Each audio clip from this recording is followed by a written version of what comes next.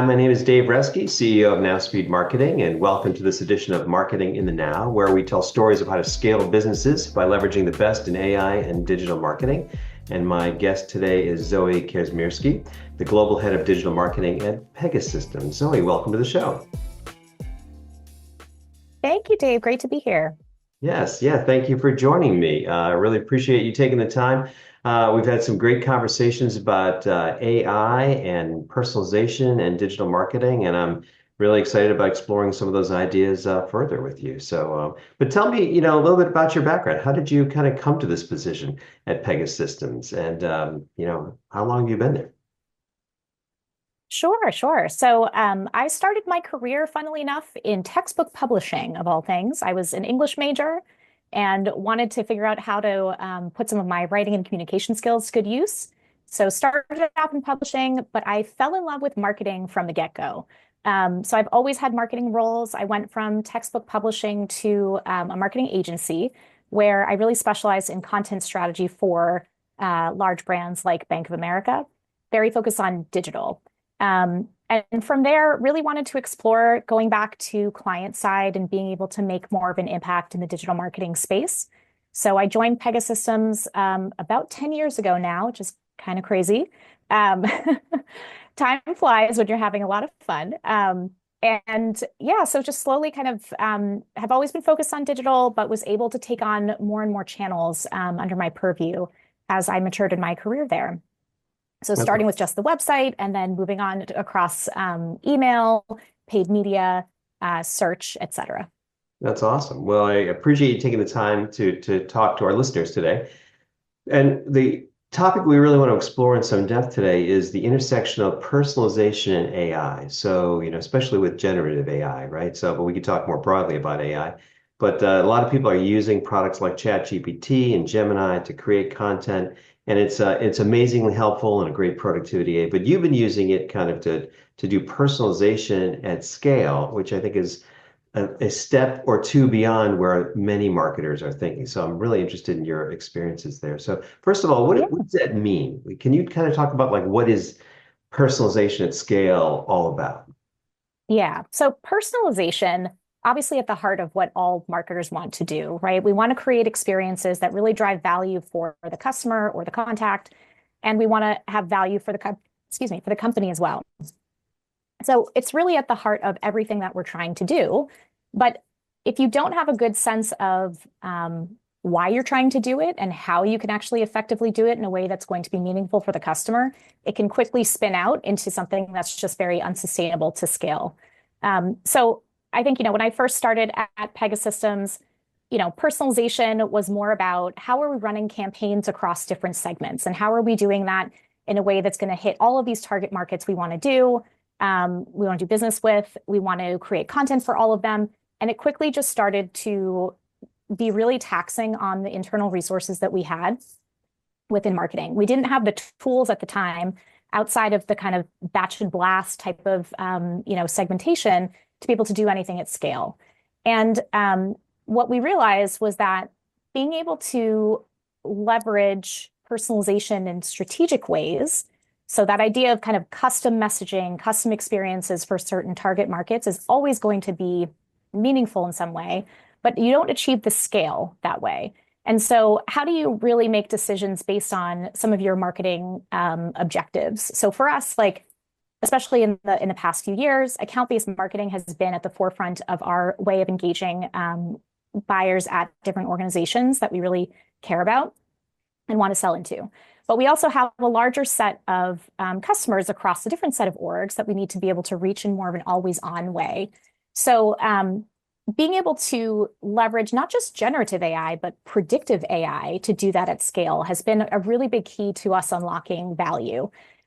So what I mean by predictive AI is the ability to use AI-powered decisioning tools that leverage predictive and adaptive models to be able to suggest the next best action for your customer.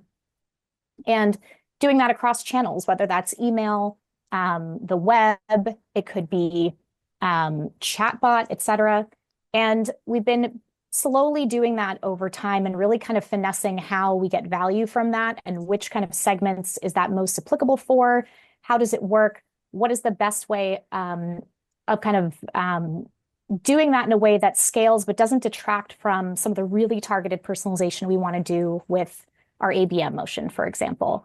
So the blend, I think, of predictive AI and generative AI is actually where the power comes from.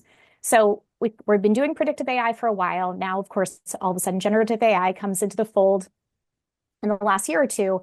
And it's actually been able to help us address a couple of challenges that we've had because with a predictive AI tool, you still are kind of at the mercy or needing a large set of offers, next best actions for your customers to be able to drive value. Because the decisioning engine at its heart, in order to be able to make good decisions about what actually should go in front of your customer, needs a body of distinct offers to work with. And that's really where, if you don't have that kind of engine in place to develop the content that you would be promoting and the offers to actually distribute them, that's where a lot of the challenge comes from. So enter Gen AI. Now we have the ability to think about how do we create content that's going to fit the needs of our audiences, that's going to help us really kind of fine tune the messaging that we have for different audience groups, whether that's by topic, whether that's by various things related to somebody's interest profile, like their intent. Maybe it's some of the latest activities that they've been doing and how that kind of relates to a specific topic or industry. So being able to make decisions about what type of content is actually going to help your customer engage further along, nurture them forward. And then also being able to create the distribution vehicles like the emails or the chatbot experiences or the web personalization, like the different placements you might have across your website to drive that action forward. So we've been experimenting a lot with Gen AI to be able to help us scale that up and have been able to see at least 20% reduction in time spent on that type of content creation over time, which has been very exciting. That's awesome. So Yeah. you said a lot there. So I just want to unpack a few of those things and just kind of go into a little more depth. So I love what you talked about with next best actions and really creating content that would help, that would do that. Just can you talk about that in a little more detail and how that relates just to personalization? And maybe just to give us an example of the kinds of content you're thinking about that would be that next best action. Yeah. So for us, we are looking at one segment of our audience who is engaged. We want to be able to sustain and nurture that engagement over time.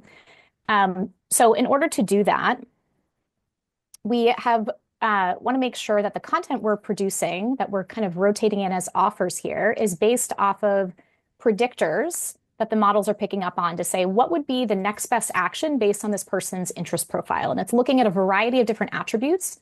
So instead of just looking at like, okay, this person is in financial services, we are going to serve them up a financial services asset of some kind. It's looking at a wide range of contact attributes and indicators of intent, interest to be able to determine what to kind of serve up next. So, and topic is kind of like a big one for us from a propensity driver standpoint. So we have a really robust taxonomy tagging system. I was going to mention that as like another core piece of unlocking value there, where whether it's content related to AI or customer engagement or operational excellence, et cetera, we have topic models in place that are looking to understand where people are the most likely to engage, as well as things like content types, et cetera. And being able to use the predictive engine basically to serve that up to a specific audience based on the signs and signals of engagement that we're seeing. Interesting. So talk to me about like how you think about the buyer. So because I think there's just so many ways to think about personalization, right? Do you think about the buyer in terms of like their industry, like you mentioned, financial services, their Yeah. role in the organization, whether they're, in technology or they're maybe a user of the technology, maybe they're a decision maker, maybe their geography, like where they're located, their country, maybe what language they speak. Talk to me about like the most important variables you think about, where you'd want to customize content and then serve it up, through one of your AI tools. How do you think about it? Yeah, for sure. So I think a lot of it starts with audience research. And for those target buyers that you are looking to market to, what matters the most to them, and how is that going to inform your personalization approach? So we've done qualitative research over the years, with our target markets, trying to understand how do they consider and research different vendors? What are they looking for? When you're coming to a company website, are you are you looking at different solutions by industry? Are you looking at it by use case? Like what's going to matter the most to you? Or if you see marketing materials from a company, what are the kind of ways that you're looking at those levels of personalization that are going to make the most impact to you? So we've discovered that, people who work at government agencies, for example, any marketing materials that they look for and digest are really need to be focused on government specific problems. Like they don't really want to read about, use cases that might align more to financial services or other industries like that. We've also looked at it from the dimension of functional area, to your point. So, how does this differ between operations buyers versus customer service buyers? Like, how are they looking to really, what's going to resonate the most with them from a marketing perspective? And that helps to give us like some direction on where it's going to be the most impactful to leverage personalization. So for ABM motions, like government is really squarely in the thick of that, of course, because we have to spend really extra time making sure that those messages are customized and relevant to that audience. But when it comes to functional area, where we have a little bit broader of an audience, whether you're an operations buyer, customer service buyer, maybe you're a marketing buyer, that's where those kind of dimensions come into play. And we're not as reliant on industry as a personalization factor there. And that gives us the scale to be able to create content that's going to align to those kind of horizontal areas and still use things like topic as a predictor of interest. But we just found that it kind of influences the way that we think about, our always on marketing program versus some of these more targeted like ABM motions. Wow, that's really fascinating. So you really started with this deep qualitative market research, get a really deep understanding of the customer, and then you're creating content and leveraging AI to create content at scale to address all these different industry topics and functional role topics, and then questions your buyers are asking. And probably creating the Right. different formats. So you probably have audio pieces and ebooks and white papers and web content, Yeah. blog articles, and you've got this massive set that you're creating. And right. And we try to be really purposeful about what we're creating and why. It's not creating content just for the purpose of creating content. We want to make sure that the content we create is getting in front of those audiences, is getting activated in a very specific way. And I would say we don't use AI to create like the baseline content. Where we've found Gen AI to be really exceptionally helpful is when you have your base asset, and perhaps you're using Gen AI tools to help with, summarizing interview findings, for example, being able to create an outline, and then actually creating the asset is when it comes to tailoring that asset, maybe for a specific industry, for example. That's when Gen AI is the most useful because it has a really great sense of context and body of like content to work with. And if you're able to feed it a few key prompts about your audience to be able to take a spin on whether it's like framing at the beginning or the end, that's really where we see the scale. And beyond that, I think, being able to leverage templates as much as possible so that there's consistency in messaging, storytelling, positioning, et cetera, across the board.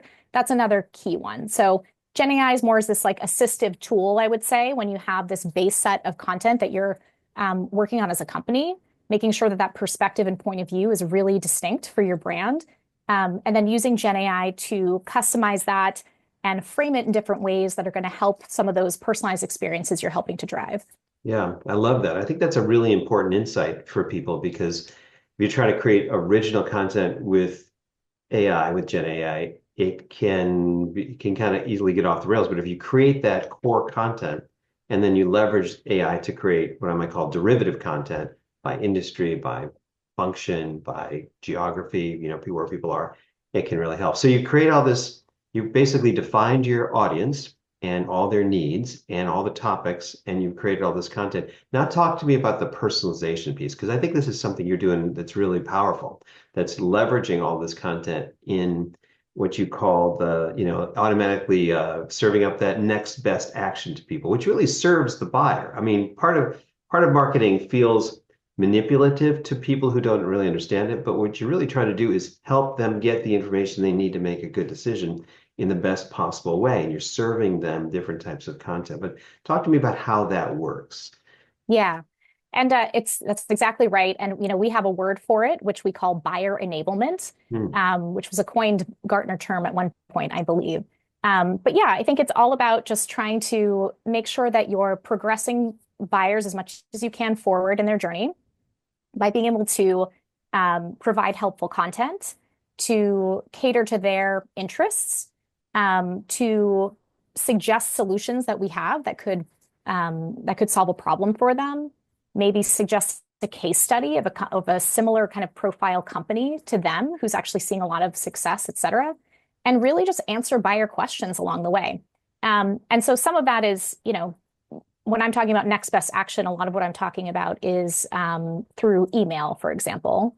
But you can also do similar things on the web. So depending on, where you are on a website, if you're on a product page, for example, versus the homepage, there could be suggested offers there that really align to your interests, but also align to the context of where you are. So we're not necessarily going to be pitching like a, product integration document on the homepage, but if you are on the product page or looking at a different solution, perhaps that's where you do it. So I think that combination of like context, aligned with personalization is really key to make sure that it doesn't feel out of nowhere. And it's really helpful at kind of driving that engagement and giving customers a sense that you are paying attention to their interests in a subtle way, right? We're not being creepy about it, but really just keeping the buyer at the forefront and the interest that they've expressed to you to be able to drive further engagement. So if I'm a customer of yours and you know something about me, I come to your website and I'm browsing a particular product page because you know something about me, maybe, function in the organization, maybe where I'm, I'm in North America, maybe, I speak English, something about the size of my company, a little bit of my product. You're able to then serve me an offer or a piece of content that's unique to me on that product page. Is Yes. that how you're thinking about It it? is. And I think Yeah. we're really careful about the placements there. But again, it's like choosing how much you want to personalize and where. So just like we're not looking at that number of dimensions necessarily to serve up, because imagine how many offers we would need to have in our repository.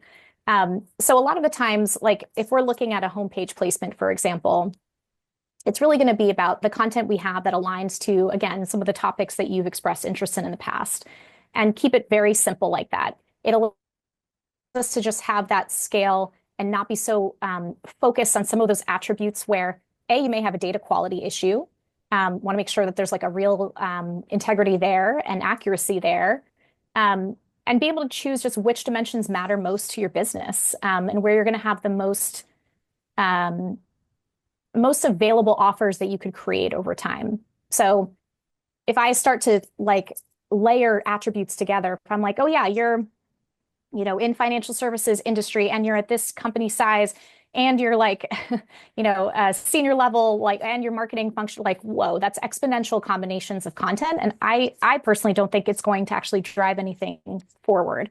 If we can focus on those dimensions that really matter, and that's where the audience research comes into play again, to say, this is the type of content that matters to this buyer. This is the type of message that resonates. How do we create an offer inventory and test what works to be able to come up with that sweet spot of how we're using predictive AI and then how we're kind of tapping in generative AI to help us with those offers. Yeah, and I think that's a powerful insight too, because you really can create tens of thousands of potential combinations. Um, Yes. when you start to say, by format, by language. It's so many options. So I think there takes a lot of insight and intelligence to kind of think through, what's really important. But let's say you've done that. Oh, before I leave this topic, Yeah. so the technology that does this personalization at scale, is this proprietary, or are you using a tool to do this, or how does that how does that? Yeah. So there's lots of tools out there that do this. We are using our own technology. We're using Pega Customer Decision Hub internally, which has this next best action technology built into it. And it's been really exciting to be able to use our own technology, and have that direct line of communication in a way that if we were using an external vendor, we might not, to say, hey, consider this use case. Like what might we do to, solve this scale problem that we have, et cetera. And even more interesting because we're one of the first like B2B clients, let's say, instead of this kind of more B2C environment. So it's just interesting to get the perspective well, what's working for B2C? How is it shaped for B2C? Would any of that work for us and vice versa? So we have a great line of communication and feedback loop going. Yeah, I love that. It's a great product plug for that. But it sounds very powerful how you're doing that. So, are you able to measure the impact of this level of personalization? I mean, I imagine that the business case behind this is, well, part of it is the user experience is better. So if I go to your website, you're serving up, we're a small marketing agency, right? So you're serving up content to small businesses in the US, maybe in a role like mine, and you're making a better experience for me. So there's some value in that. But can you also measure maybe the improvement in the click-through rate to offers, or the conversion rate through offers, or the time on site, or other things like that from this Yes. technology? Yeah. Yes. And I think that's really the beauty of it, is all of this is really measurable. Um, Being able to understand basic things like click-through rate, conversion rate, when we're talking about email as well, and compare it to our benchmarks, and also compare it to where we do have campaigns that are more of that kind of rules-based segment approach. Like, what does that click-through rate look like? What does that engagement look like? And also, how are we kind of helping to move the needle on some of our marketing KPIs from a contact engagement standpoint? So it all kind of flows in, which is really nice. And we've seen, again, it's that ability to scale and be able to reach audiences like large, large volumes of people in different segments, but do it in a way that scales and you can see the value over time. It also gives us an ability to flex depending on what big campaigns and programs. Are we launching a product? Do we have a big flagship event that's happening? Like, how are we able to get to those audiences at scale without just solely needing to rely on like the typical kind of outbound motion? So the combination of the two, I think, those really targeted plays, whether it's account-based marketing, like I mentioned, or something else, with that always-on engine that's working in the background to serve up the right content over time. Both of those things together are really impacting our marketing KPIs from an engagement standpoint. And we're always looking to fine tune it, of course, but it's amazing to see the measurable results and be able to feed back some of the learnings as well to the marketing teams, like the program leads and regional teams. I was going to mention, like, part of the tricky part about using like predictive analytics and using kind of a decisioning engine is sometimes those model learnings can be a little bit hard to interpret. You're looking at just a lot of data. You probably need a data scientist to help you figure out what you're learning from it. How is that going to impact the audiences that you're selecting to be eligible within a program, the offers, et cetera. But one interesting use case is Gen AI now being able to synthesize some of those learnings in like a human readable, interpretable way that we can then feed back to our marketing and sales teams.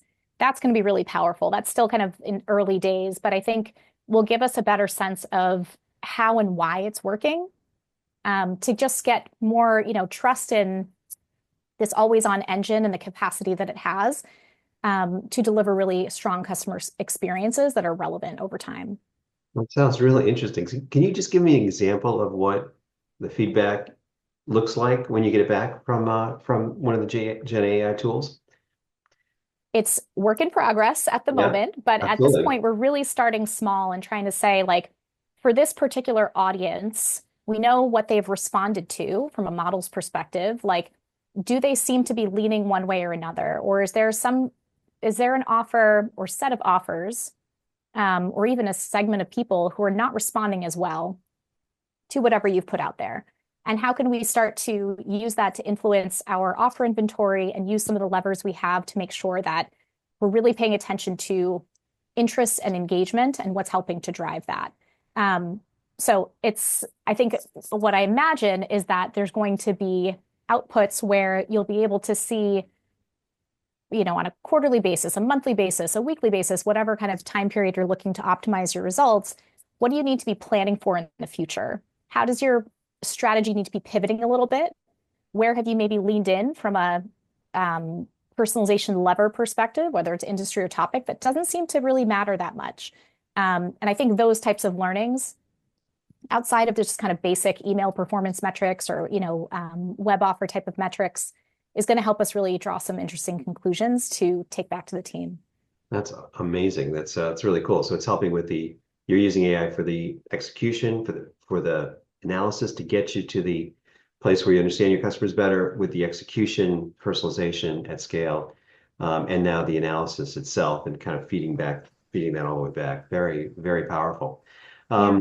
Um, we just have a few minutes left, but I wanted to get your insight on maybe your thoughts on advice to marketers who are just getting started in this, whether they're maybe they're a marketing team of two or three who are, still doing, a blog a month and just kind of putting out a little bit of content and trying to figure out how to scale. They're not doing any levels of personalization, or maybe they're just a larger company, but they're still caught in more of a traditional cycle. They've got a static website.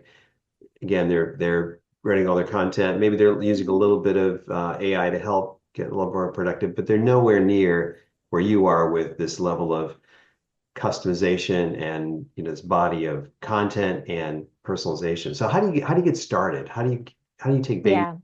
in this direction if you're just a small marketing team, or maybe you're caught in a traditional way of doing marketing? Yeah, it's a great question. And I think, making that shift from a rules-based kind of segment personalization approach to an AI-based one, that's like a huge change management affair. That didn't happen overnight at our company. It doesn't happen overnight for most companies. So I think being able to, be okay with that mindset of we're going to crawl, walk, run here, and maybe crawl takes, a year or two for us to get our feet under ourselves to be able to move on.